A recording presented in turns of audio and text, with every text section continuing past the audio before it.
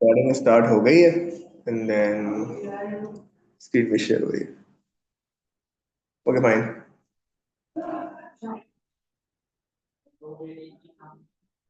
अब नजर आ रही है, आई थिंक अब स्क्रीन सबको शेयर हो रही है।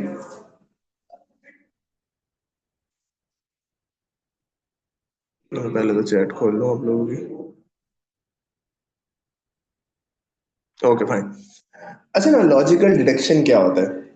लॉजिकल डिडक्शन के अंदर मैंने इसकी स्लाइड बनाई हुई है, so let's go through them first and then करते हैं। In logical deduction, any category statement is termed as a proposition. A proposition can be determined as an argument. For example, all humans are mammals. तो अब ये argument के जो है ना चार किस्म होते हैं। एक यूनिवर्सल आर्ग्यूमेंट्स होते हैं, एक पर्टिकुलर आर्ग्यूमेंट्स होते हैं। तो क्या क्या होते हैं, कैसे होते हैं, वो जो है अब हम इसको बेहतर कर लेते हैं। आवाज ठीक नहीं आ रही? आई थिंक आवाज तो बेहतरीन आ रही होगी क्योंकि स्पेसिफिक अलग से माइक है।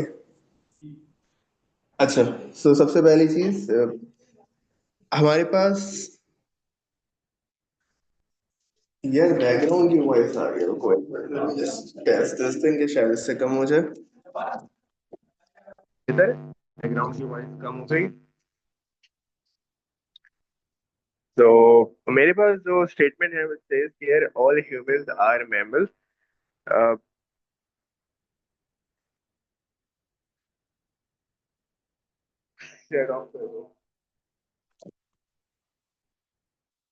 ऑफ कर दे। मैं एक काम करता हूँ, चैट आप लोगों के लिए ऑफ कर देता हूँ, मेरे पास आ जाइए दिस होस्ट। अच्छा ना, सो मेरे पास यहाँ पे है आपके पास लॉजिकल डिडक्शन में the standard form of a preposition says कि यार all humans are mammals. So this can be categorized into four different sections. Number one is quantifier, subject, copula, and predicate.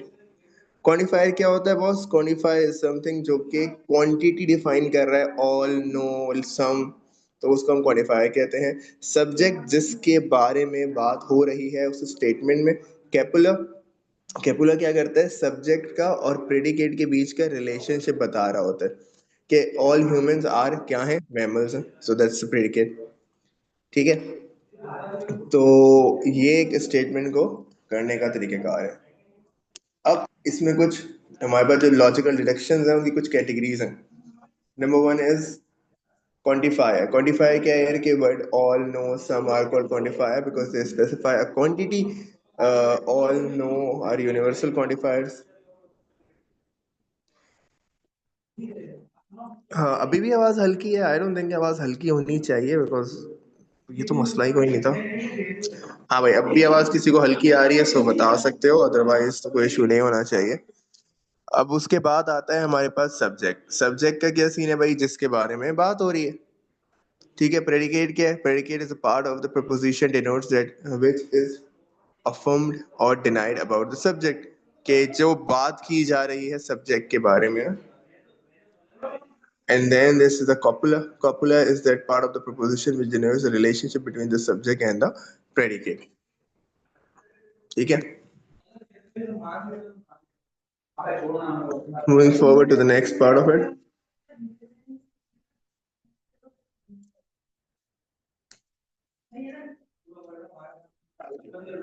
एक मिनट यार, कहाँ चला गया? हाँ ठीक है। कैपुलर जो है ना वो रिलेशन बताता है, आर, सम। सो आर हो गया, इज हो गया, क्या क्या प्लूरल आपका सब्जेक्ट है तो आर आएगा, इज है कम है तो ए के लिए इज आएगा। तो कैपुलर प्रेडिकेट और आपके सब्जेक्ट के बीच में रिलेशनशिप कनेक्शन बना रहा होता है बेसिकली। ठीक है, सो ये होता है प्रेडिकेट। अच्छा जनाब, उसके अलावा और क्या पूछ रहे हैं लोग? और इसके कैपुलर इससे के लिंक बैकग्राउंड का मसला था, हो गया अब ठीक है। Okay, so now there is universal affirmative proposition. Now universal affirmative proposition किसे कहते हैं? कि भाई जो कि ऑल के बारे में बात करो, सबके बारे में बात कर रहा हूँ ना। सही है।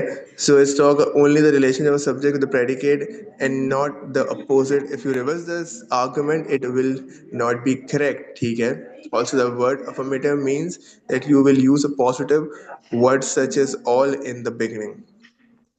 ना सबसे पहला एक इसका एग्जांपल है ऑल स्नेक्स आर रेप्टाइल्स.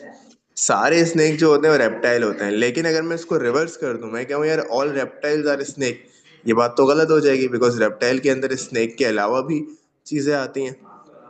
ठीक है, तो वही चीज ने बताई है, but it does not say that all snakes fall in the category of reptiles. Therefore you know something definitive only the subject but not for predicate.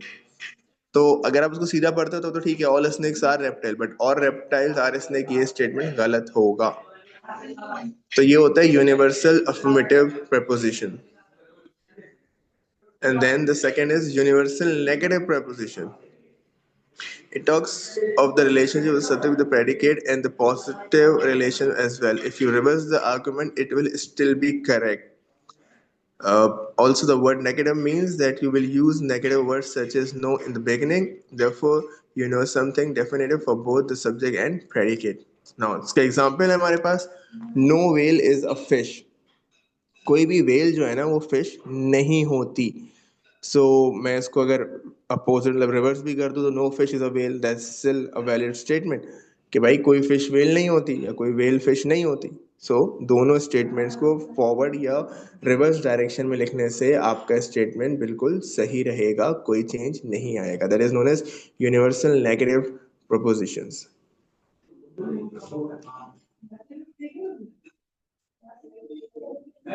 Now there's the third one, particular affirmative preposition. A particular affirmative क्या होता है? It talks of the relation of a particular relationship between the subject and the predicate.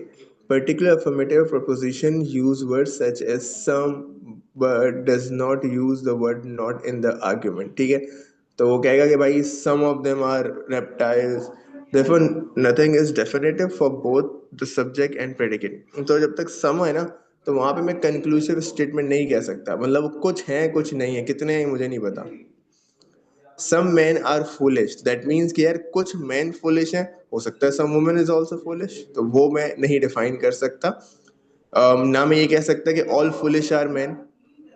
ठीक है, so the subject term man is used not for all but only for some men, and similar the predicate terms foolish is affirmed for a part of the subject class, मतलब कुछ हैं कुछ नहीं है. No, so nothing is definitive. For example, from the previous example, there is some men are foolish. I cannot say that all foolish people are men. Since I do not have enough information, I would be that all foolish people are men only, but it could also be that foolish people have both men and women. ठीक है, तो जब भी ये वाला statement होगा ना particular affirmative preposition, तो मैं कोई भी एक स्ट्रॉन्ग स्टांस नहीं ले सकता. मैं ये नहीं कहूंगा कि यार सारे के सारे फारिग हैं या सारे के सारे ही अच्छे हैं. सो मेरे पास कोई कंक्लूसिव एविडेंस उस केस में नहीं बन रहा. ठीक है जी. So moving ahead to the next part of it. Now there's particular negative preposition. Now what do you mean by particular negative preposition? It says particular negative preposition use the word such as some but does not use the word not in the argument. Some but does use, well, okay, does not use but does use the word not in the argument. ठीक है, so negative है तो भाई not represent किया जाएगा but use किया जाएगा. Some animal are not wild. सही है. So where do you know that there are some animal that are wild. तो उसने नेगेटिव स्टेटमेंट से साथ दिया कि some animals are not wild, but कुछ हैं और कुछ नहीं है. इन सवालों की बेटर अंडरस्टैंडिंग तुम्हें होगी जब तुम सवाल सॉल्व करोगे, स्टेटमेंट देखोगे. सो आओ let's move on to the statement. पहला सवाल. In each question below are given with two statements followed by two conclusive number 1 and 2. You have to take the given two statements to be true even if they seem to be at variance from commonly known facts. तुम्हें statement पढ़ना है, तुम्हें दुनिया के facts को उसमें नहीं घुस रहे हो. ठीक है, जो कह रहा है मान लो. ठीक है, read the conclusion and then decide which of the given conclusion logically falls from the two given statements regardless commonly known facts. ये है ऑप्शन ए कि अगर ए खाली एक स्टेटमेंट सही है, ऑप्शन बी इज लाइक अगर दो स्टेटमेंट टू सही है, C is either one or two follows, D is one not two, मतलब दोनों ही गलत हैं। ई कहता है कि यार if both one and two दोनों ही सही हैं। सो खैर ये तो आपके पास पांच ऑप्शन है, एक्चुअली आपके पास पांच नहीं होंगे, you would only be having four options, आपने उनमें से कोई ना कोई मार्क करना होगा। ठीक है जी, सो फार चीजें क्लियर हैं सबको। मैं एक मिनट के लिए सिर्फ थ्योरी पढ़ाई है, मैंने कुछ नहीं कराया। चैट खोल रहा हूँ। ठीक है, सो ये चीजें आपको क्लियर हो गई हैं कि पॉजिटिव अफर्मेटिव क्या होता है, नेगेटिव अफर्मेटिव क्या होता है, यूनिवर्सल अफर्मेटिव्स क्या होते हैं और यूनिवर्सल नेगेटिव्स क्या होते हैं।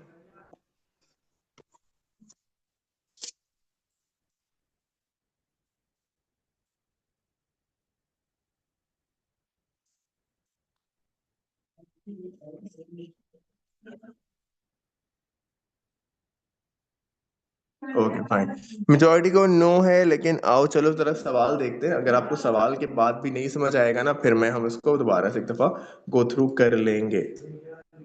नाउ सवाल देखो।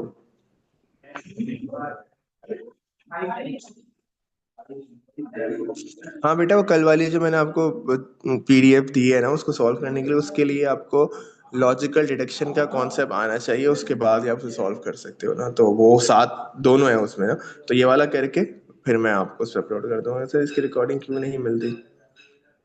कल वाली रिकॉर्डिंग अपलोड कर दी थी मैंने, सो वो आपको मिल जाएगी। आई थिंक अपलोड जो है वो एडमिन ने भी कर दी होगी, मैं पूछ लूंगा। नहीं, वेन डायग्राम की कोई जरूरत नहीं है इसको सॉल्व करने के लिए। सवाल सवाल समझते हैं और सवाल के बाद इसको समराइज करते हैं, ठीक है। सवाल कहता है no women teacher can play, सही है, some women teacher are athlete. तो मेरा क्या कंक्लूजन होता है कि भाई देखो, अगर हम says कि भाई no women teacher can play, तो कोई भी वुमेन टीचर खेल नहीं सकती।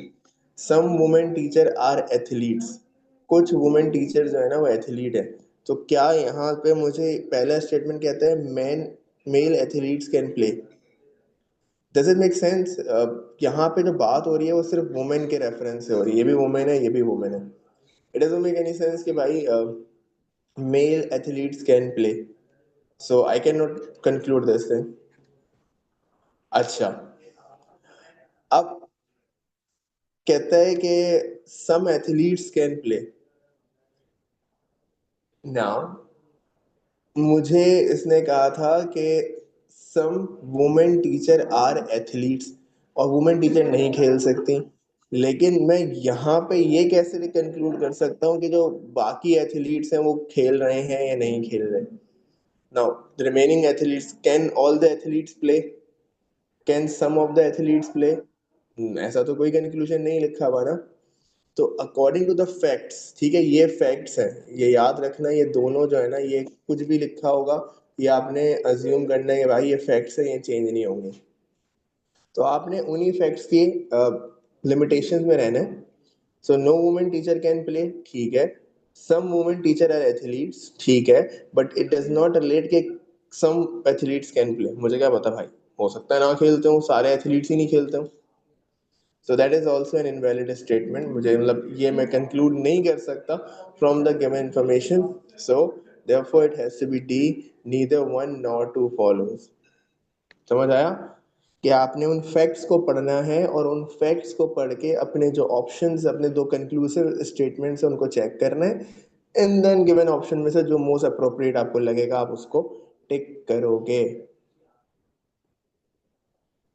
सही है, चले जी, तो ये देख लेते हैं। अगर तो देखेंगे, देखो ये नई चीज है बहुत से लोगों के लिए, उन्होंने कभी ऐसा स्टेटमेंट नहीं पढ़े होते, और मेजोरिटी जो एम कैट के लिए पढ़ के आ रहे हो उनका जो है वो बायोलॉजी सारी अच्छी होती है, फिजिक्स केमिस्ट्री, लॉजिकल कंक्लूजन्स थोड़ा सा सोचना पड़ता है।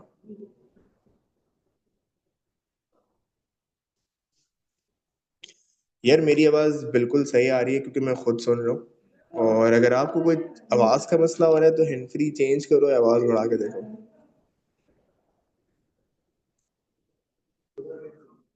This is logical deduction. चलिए जी। Okay fine. So says all mangoes are golden in colour. ठीक है, जितने मैंगोज होते हैं, पहला कंक्लूसिव स्टेटमेंट ये मैं अपने दिमाग में निकाल सकता हूँ, सब गोल्डन है। No golden coloured things are cheap. तो गोल्डन कलर्ड चीज जो है वो चीप नहीं होता। सही है। सबसे पहले ऑल मैंगोज आर चीप, गलत बात है, हो ही नहीं सकता, बिकॉज मैंगोज तो गोल्डन कलर के हैं और गोल्डन कलर की कोई भी चीज चीप नहीं होती। सही है। So golden colour mangoes are not cheap. That make sense कि भाई मैंगोज गोल्डन कलर के हैं और गोल्डन कलर की कोई चीज चीप नहीं होती। तो मैंगोज जो गोल्डन कलर के हैं वो चीप नहीं है। So that's four. This has to be the correct answer.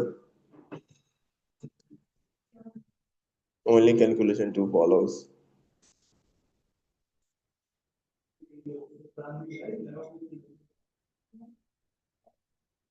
हाँ, मैंने कल जो अपलोड की थी वो उसमें यही थे, लेकिन ये बेसिकली लॉजिकल डिडक्शन और लॉजिकल प्रॉब्लम का कंबाइन है वो। तो इसलिए वो आपको इसमें मसले आ रहे होंगे, इसलिए मैंने कहा कि आज हम पहले ये वाला कॉन्सेप्ट कर लें, तब जाके फिर आप दोबारा से हम वो वाले पूरा पीडीएफ जो है ना वो हम सॉल्व करेंगे क्लास में, कोई मसले की बात नहीं है। सो अगर नहीं हुआ तो भी कोई मसला नहीं है, अभी हम कर लेंगे।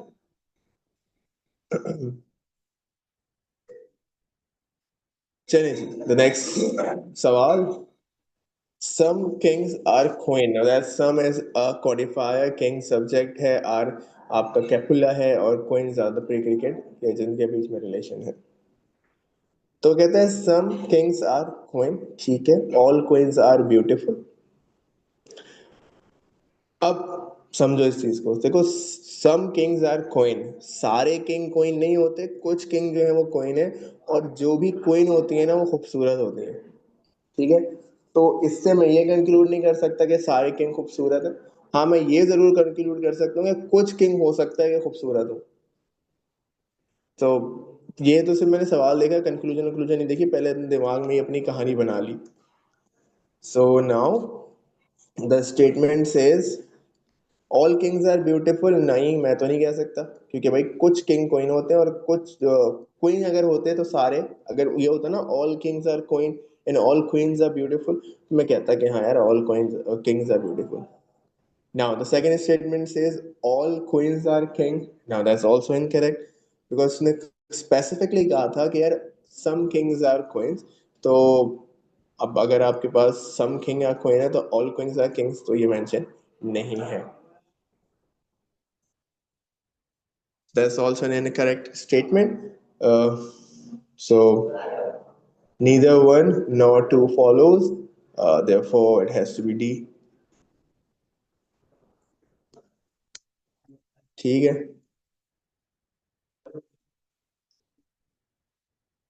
अच्छा जी, पहले तो मुझे बता दो क्वेश्चन नंबर 3 में किसी को कोई दिक्कत है?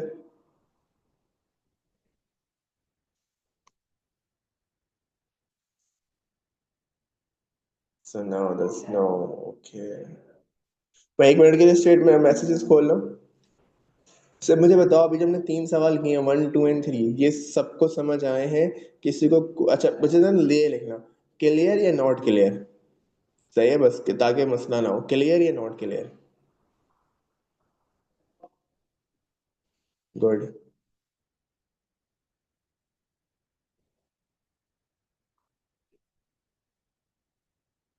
अच्छा चलो, मेजोरिटी को क्लियर है, लेकिन कुछ हैं जरूर जिसमें उनको नॉट क्लियर है। अब जिनको नॉट क्लियर है, अब वो छोड़ दो, सारे जिनका क्लियर है जो अब मैसेज नहीं करना आप लोग, ठीक है, बहुत अच्छी बात है, माशाल्लाह से क्लियर हो गया। अब वो नॉट क्लियर वाले बताओ, कौन सा सवाल समझ नहीं आया? मैं 1 से स्टार्ट करता हूँ।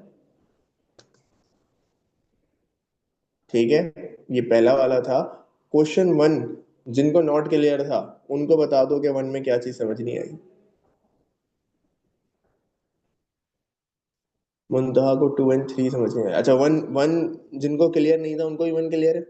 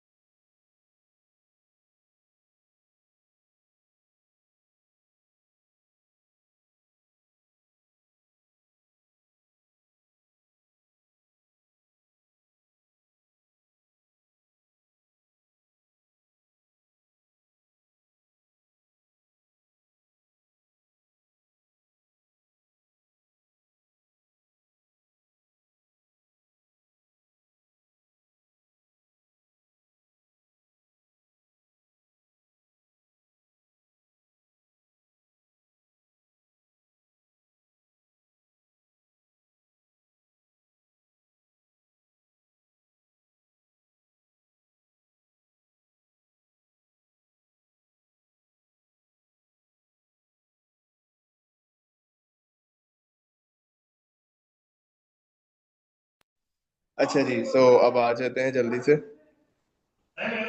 नाउ अब आप मेरे पास क्वेश्चन नंबर वन वाले कौन था भाई, कौन वन वाला यार, जल्दी से वन वाला बताओ।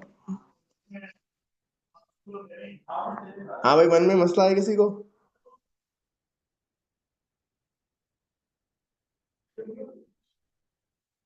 भाई देखो, वन के अंदर इसने कहा था no women teacher can play, कोई टीचर नहीं खेल सकती। ठीक है, वुमेन फीमेल टीचर नहीं खेल सकते। Some women teacher are athlete. ठीक है। सो पहली बात तो ये हो गई, मेंस एथलीट कैन प्ले। भाई यहाँ पे वुमेन की बात हो रही है, मैन का जिक्र कहाँ से हो गया, मुझे नहीं पता ना, that's not a logical statement. मैं कंक्लूजन में मैन की बात कर ही नहीं सकता। नहीं भाई, वेन डायग्राम से कहाँ से करोगे इसको? Some athlete can play, some athletes can play, मुझे ये भी नहीं पता, मुझे सिर्फ इतना पता था women teacher are athletes, some women teacher are athletes. खेल सकते नहीं खेल सकते, दैट्स अ डिफरेंट पार्ट।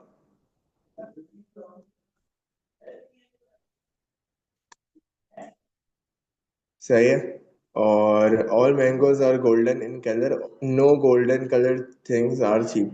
भाई मैंगो जो है गोल्डन कलर के हैं, कोई गोल्डन की जगह चीज होती है सस्ती नहीं होती, तो भाई कंक्लूजन यही है कि मैंगो महंगे ही होंगे। So all mangoes are cheap गलत है। और golden colour mangoes are not cheap, बस करेक्ट, तो टू ही सही होगा। Some kings are queen, all queens are beautiful, some kings. अच्छा, पहले कहते हैं ऑल किंग्स आर ब्यूटीफुल, गलत बात है भाई। अगर वो कहते हैं ना some kings are beautiful, that could have been a logical conclusion कर लेते। ऑल किंग्स आर किंग और queens are king, that's also invalid such statement. भाई सारे क्वीन जो है वो किंग नहीं होते, क्योंकि उसने कहा था कि ऑल क्वीन ब्यूटीफुल है और सम किंग्स आर क्वीन है। छह टॉपिक है। आज का जो है ना वो मिला के है।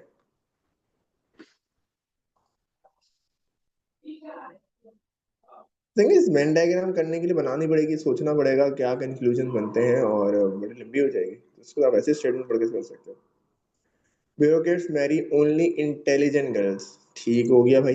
ब्यूरोक्रेट्स जो है वो इंटेलिजेंट गर्ल्स को से शादी करते हैं। Ten, Tania is very intelligent. तो भाई देखो, ब्यूरोक्रेट जो है वो सिर्फ और सिर्फ इंटेलिजेंट गर्ल से तो शादी करते हैं, लेकिन तानिया इज वेरी इंटेलिजेंट, तो there is a strong possibility कि Tania will marry a bureaucrat, उसकी शादी एक ब्यूरोक्रेट से होगी। बट तानिया, कहीं ये नहीं लिखा हुआ कि all intelligent girls marry bureaucrats. Bureaucrat तो मैरी करते हैं इंटेलिजेंट गर्ल से, लेकिन सारी इंटेलिजेंट गर्ल्स जो हैं वो ब्यूरोक्रेट से शादी करती हैं, ये नहीं पता मुझे। सही है। तो Tania will not marry a bureaucrat. अब सीन ये है कि Tanya has a strong possibility of marrying a bureaucrat, but there is an equal chance of Tanya not marrying a bureaucrat as well. So भाई या बहन, the thing is दोनों possibilities हैं। Either statement one could be true और two could be true, दोनों ही possibly हो सकते हैं आंसर्स। ठीक है, तो ये भी हो सकता है और ये भी हो सकता है, तो therefore see either one or two follows।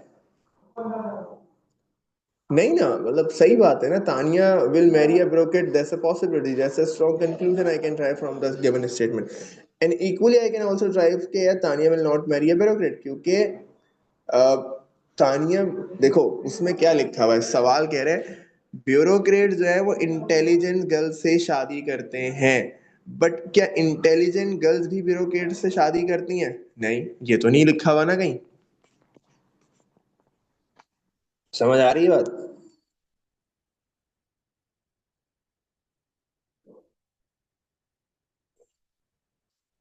हाँ एग्जैक्टली exactly, तानिया की मर्जी है ना इसमें। ब्यूरोक्रेट के लिए बस कोई ऑप्शन नहीं है, बट तानिया के पास दोनों ऑप्शन है। बिजनेसमैन से शादी कर ले भाई, पॉलिटिशियन से शादी कर ले, तो वो उसकी मर्जी है।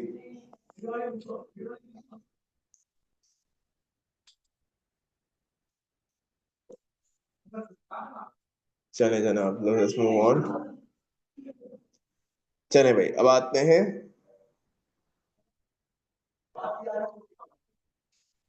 सम पेपर्स आर पेन। डी नहीं हो सकता है ना बात। देखो वो तब होता है डी के, ना ही ए सही है ना बी सही है, दोनों सही नहीं है, बट यहाँ तो दोनों ही सही है ना। ये भी हो सकता है, ये भी हो सकता है।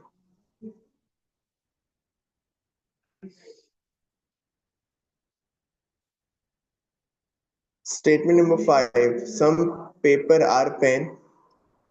Angel is a paper. Angle, sorry. So angle is a paper. Angle is not a pen. Angle is a pen. Some paper are pen. देखो अब ये चीज खास तौर पे समझना को, सम पेपर आर पेन, सारे नहीं है, कुछ हैं। ठीक है। अच्छा, अब एंगल इज अ पेपर। अब देखो, अगर फॉर एग्जाम्पल सम की बात की गई है, समझाने के लिए बता रहा हूं कि अगर 100 थे तो उसमें से 50 जो थे ना वो पेन थे, और 50 जो थे वो, एग्जाम्पल दे रहा हूँ याद रखना, ये कोई एविडेंस नहीं है कि मेरे पास 50 ही थे। सही है, सो ये नॉन पेन थे। अब एंगल जो है ना वो पेपर है, ये 100 के आते पेपर थे। अब वो पेपर है तो हो सकता है कि भाई वो पेन हो सकता है वो ना हो। यार, चैट बंद कर देता। So angel is not a pen. हो सकती है भाई अबे यार ये क्या हो रहा है, वो पेन ना हो, और इवन ये भी हो सकता है कि वो पेन हो। देखो, सम पेपर आर पेन। अब जो कुछ पेपर जो पेन है, अब उसमें एंगल है या नहीं है मुझे क्या पता। एंगल पेपर है सिर्फ, ये पता है मुझे। सो अब एंगल पेन हो भी सकता है और नहीं भी हो सकता।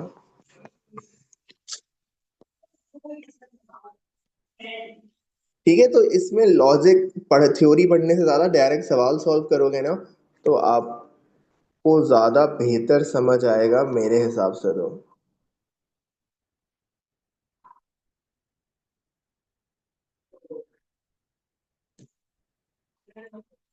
ठीक है जी।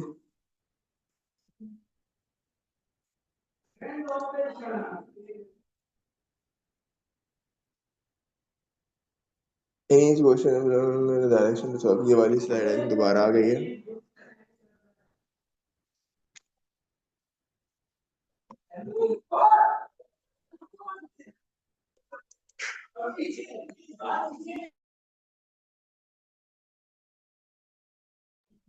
सही है, सो स्टेटमेंट नंबर 6।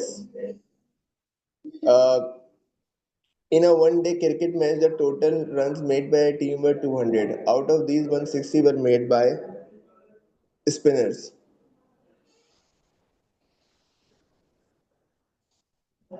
पहला सवाल है कि भाई, अब इसने एक स्टेटमेंट दे दिया, in a one day cricket match total runs made by the team were 200, out of these 160 runs were made by spinners. तो भाई अगर 160 स्पिनर ने बनाया, that is equivalent to 80% of the total runs scored were made by spinners. तो ये तो conclusion ठीक थी। 80% of the team consist of spinners, मुझे क्या पता भाई, 80% टीम थोड़ी दो स्पिनर ही खेल रहे तो उन्होंने जो है वो 160 रन की पार्टनरशिप बना ली। ठीक है, तो आई कैन नॉट से कि 80% of team consist of spinners. The opening batsman were spinners, ऐसा कहीं लिखा हुआ है कि भाई कि जो है सईद अजमल ने ओपनिंग करी है। सही है, और सईद अजमल स्पिनर है, तो ऐसा भी नहीं लिखा हुआ। So I can not conclude neither of this statement not this statement.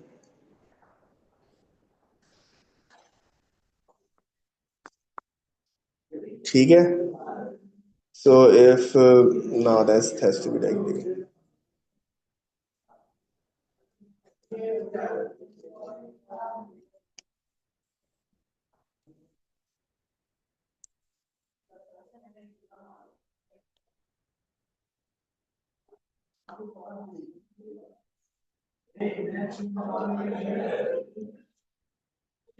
अच्छा, अबे मैं 1 मिनट के लिए चैट खोल रहा हूँ फिर बंद कर दूंगा दोबारा।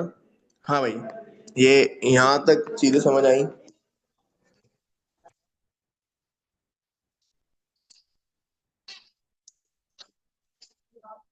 देखो, आराम आराम से समझने की कोशिश करो, जल्दबाजी नहीं करो।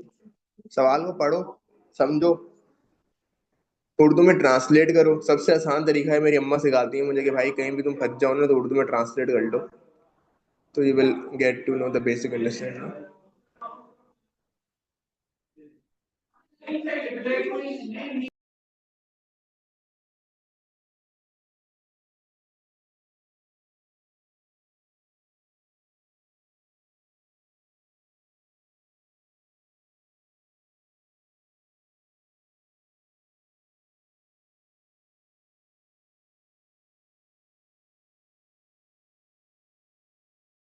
ठीक है जी।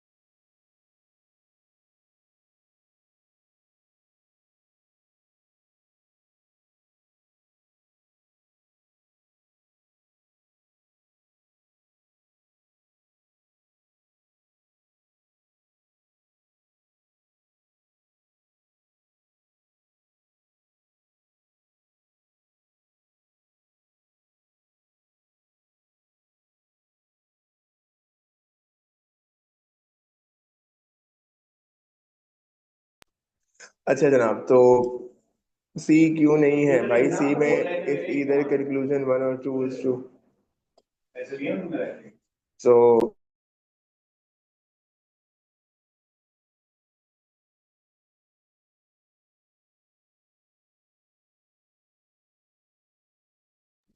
हाँ भाई, कंक्लूजन समझ हो गया। If either statement one or two follows.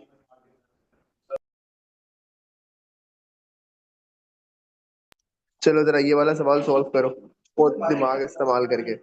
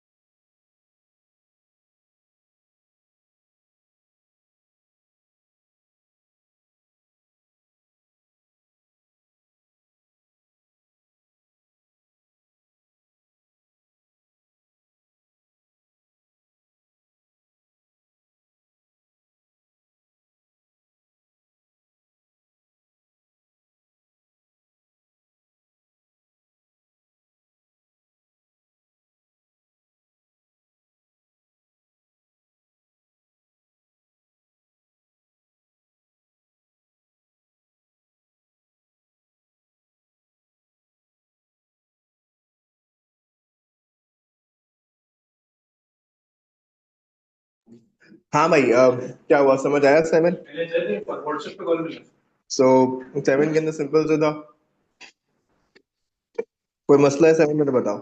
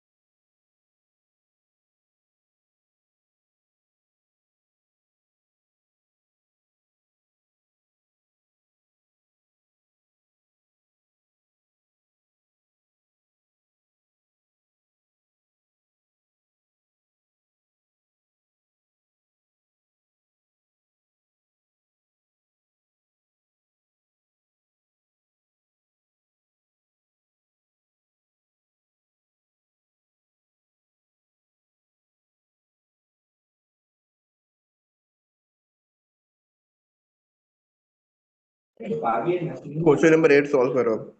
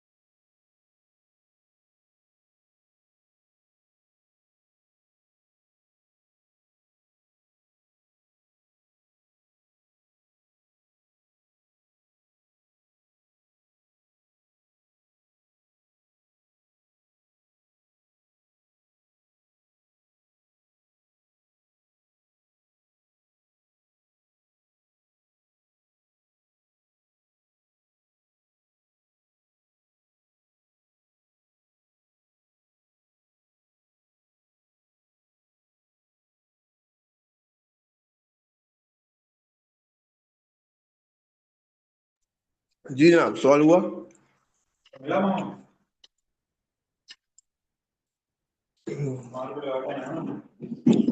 सुनाओ। अब ये करना है कि अब जो पीडीएफ दिया था ना मैंने, वो सॉल्व करो। ठीक है। और ये वाले जो सारे कॉन्सेप्ट्स हैं एक दफा देखो, एक्सप्लेन करूंगा, चलो एक्सप्लेन करूंगा। देखो जल्दी से।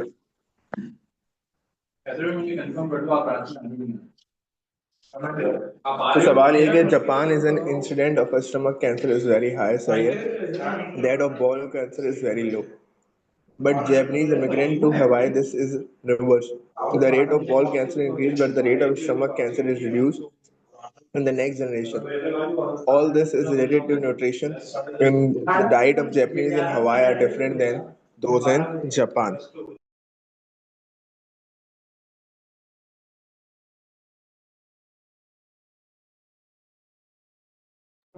Now the thing is, पहला statement कहता है same diet is in Hawaii should be propagated in Japan. नहीं भाई, हवाई वालों को भी तो कैंसर हो रहा है ना, उनको ब्रॉल कैंसर हो रहा है, तो आप वही सेम डाइट अगर वहां दे दोगे तो उनको ब्रॉल कैंसर बढ़ जाएगा, बट मुझे तो ब्रॉल कैंसर कम करना है ना। Bowel cancer is less severe than stomach cancer. ऐसा कोई एविडेंस क्वेश्चन में मेंशन नहीं करता कि ब्रॉल कैंसर से लोग कम मर रहे हैं और स्टमक कैंसर से ज्यादा मर रहे हैं। तो पहला स्टेटमेंट गलत है, ऐसे करने से कुछ फायदा नहीं होगा। सेकंड स्टेटमेंट से होगा कि मुझे स्टेटमेंट में नहीं पता कि ब्रॉल कैंसर का रेट ऑफ डेथ कम है या स्टमक कैंसर का, so both statement are insufficient to answer this question. तो ना ये मेरे काम का है और ना ये मेरे काम का है। ठीक है, तो दैट्स इट। आज के लिए इतना ही था। अब आप इसको रिकॉर्डिंग को गो थ्रू करना, मैंने जो कल पीडीएफ डाली थी वो और ये वाला सॉल्व करो, इंशाल्लाह ये वाले मसले हल हो जाएंगे। अल्लाह हाफिज़।